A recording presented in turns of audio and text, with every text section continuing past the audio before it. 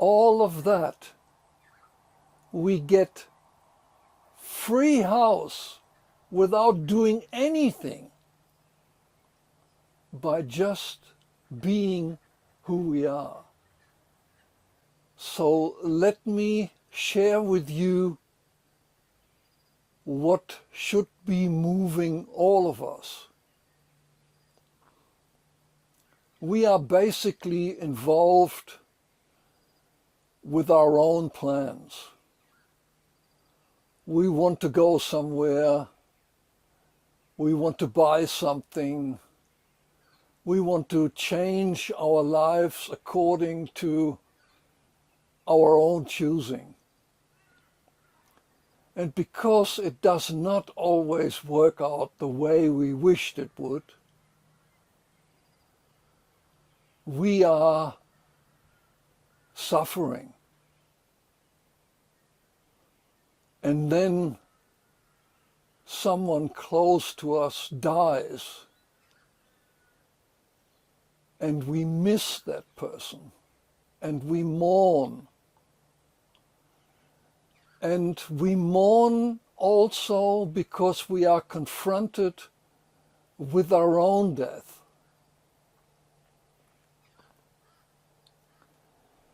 And to alleviate all this suffering, I would like to suggest a change of mind to all of us. See, the conflicts we have in our immediate social environment are reflecting the conflicts we have on an international basis. Physics tells us that our universe is comparable to a hologram, which is a representation of something using light. And what makes this display extraordinary is that it contains a picture of the whole in its smallest part, meaning that we can cut it up however much you want, and you can still see the picture of the whole. Physics compares that function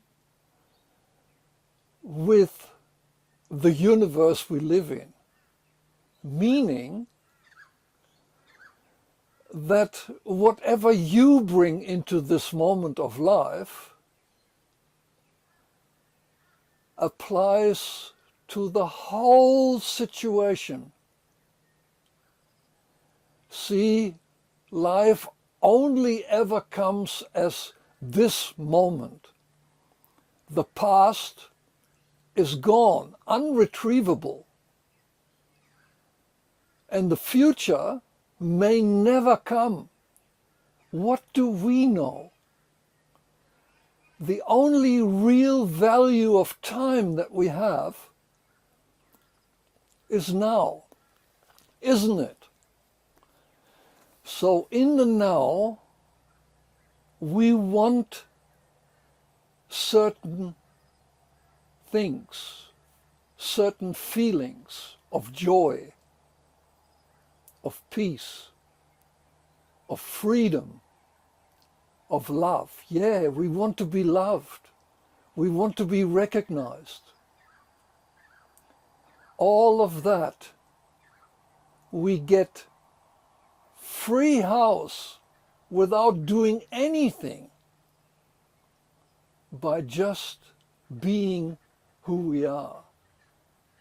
Because who we are is not our own doing. We suddenly popped up and we live and we strive and we enjoy and we suffer and then we go again. But where we come from and where we go to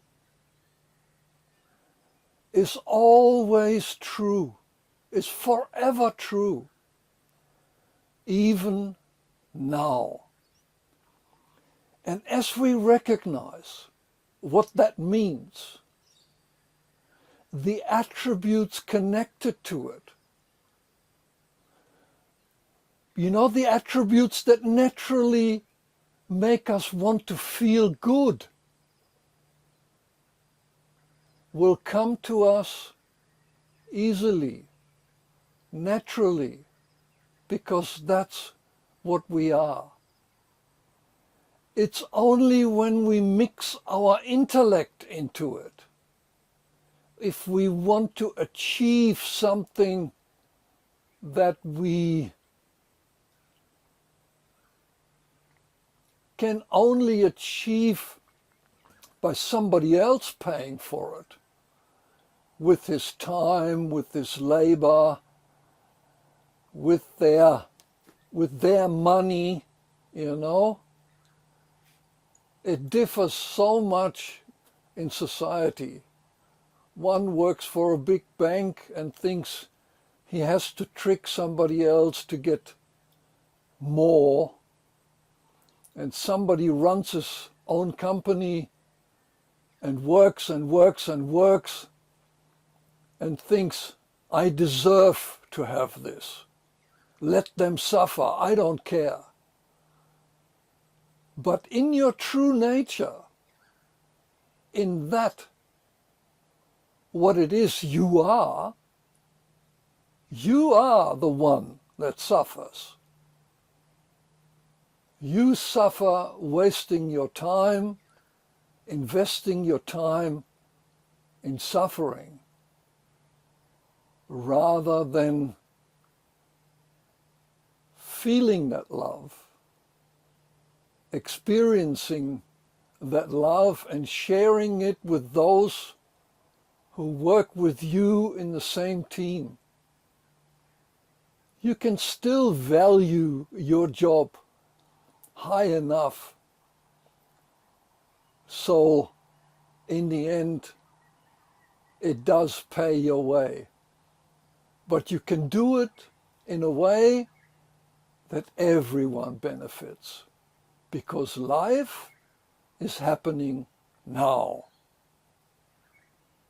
See, all the suffering, all the conflicts that you can ever have with yourself, with your social environment, whatever it is, that those conflicts are the conflicts that we fight on an international level.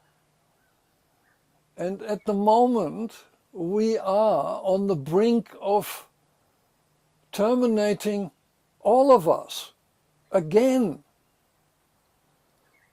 I mean, in a way, I'm not too afraid of it, because I know that what I am will go on forever. And that applies to all of you. But at the same time, life in this physical body is such a gift. It's a representation of what the creative force is. Some of us call it God. Others call it universe. Whatever you call it, it doesn't care. It's at the basis of everything anyway. And it makes you do what it thinks it's right. And still, you have a choice. So make a difference. Change yourself, wake up to yourself. All that awakening, that enlightenment that people are talking about, you already have it. You already are enlightened. And if there is anything more for you to enlighten, then enlighten your stressful thoughts. become aware of yourself and don't react to your personality, but observe what your consciousness has got to offer for you, to contribute and to gain. Okay, that'll be all for today. See you next time.